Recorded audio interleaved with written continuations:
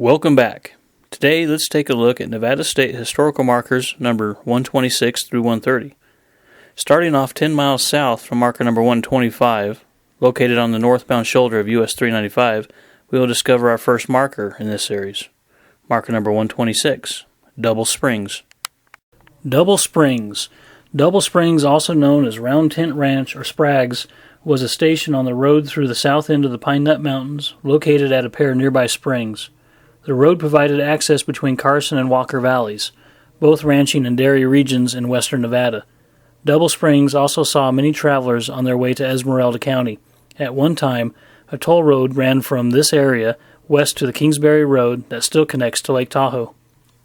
About 4 miles north along the highway is the former location of Mammoth Ledge, also known as Carter's Station. That site served as the post office for the Eagle Mining District and the polling place in 1861 of the Mammoth Precinct of Douglas County. Stations like these provided water, supplies, and rest for travelers prior to the popularization of the automobile. Nevada State Historical Marker, number 126. Now, let's turn around and head north up to Dayton. Once in Dayton, we will need to travel north down Pike Street. Situated directly across from Logan Alley is the old Dayton High School and our next marker, marker number 127, Dayton Courthouse Site, 1864-1909. Courthouse Site, 1864-1909. Dayton was the first seat of Lyon County and had one of the first courthouses built in Nevada. Finished in 1864, local residents celebrated the new two-story brick building and its Italianate styling as an important architectural benchmark for a new state. On the afternoon of May 15, 1909, the two-story brick building burned and the county seat was moved to Yerington 2 years later. Utilizing the ruins, the Nevada legislature funded the construction of a high school that opened in 1918. The school closed in 1959, and the building became an elementary school, then a junior high school, and is now the Dayton Valley Community Center. Nevada State Historical Marker, number 127. Okay, let's keep heading north up towards Reno. Once in Reno, we will need to travel west on Interstate 80 towards Exit 3 to Verdi. We will then turn right onto South Verdi Road, and at the corner of South Verdi Road and Bridge Street is going to be our next marker. Marker number 128, the Great Train Robbery. The Great Train Robbery. The West's first train robbery occurred near this site on the night of November 4th, 1870. A gang of men concocted an elaborate scheme to rob the Central Pacific Railroad as the train passed through Verdi. John Chapman traveled to Oakland, California to learn when the train left for Verdi. He telegraphed a coded message to Sal Jones in Reno, who alerted 5 men waiting near Verdi. 2 men rode to an area just south of Mogul today, and they placed rocks across the train tracks.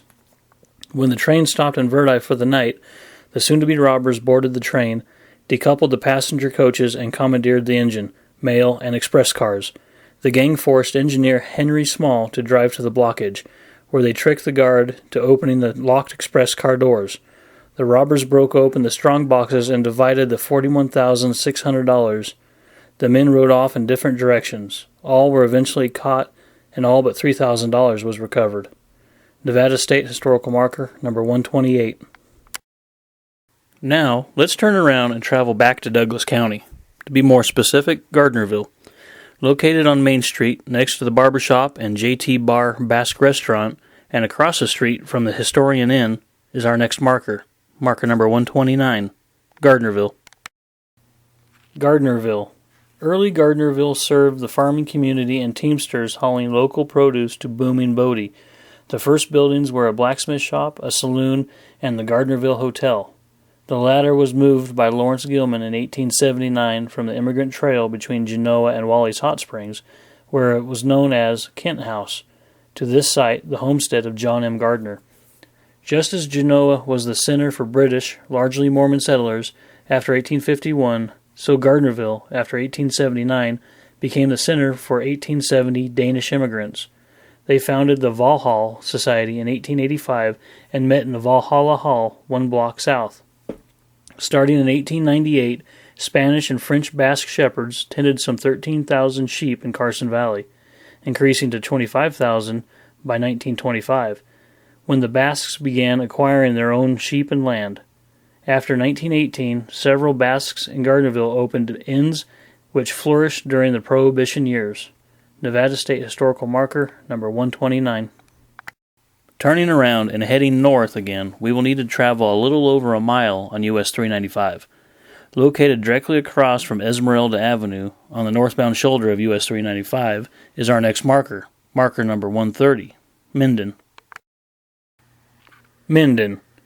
Minden, the seat of Douglas County since 1916, was named for a town in Westphalia, Germany, where the founder of the H.F. Dangberg Land and Livestock Company was born in 1829.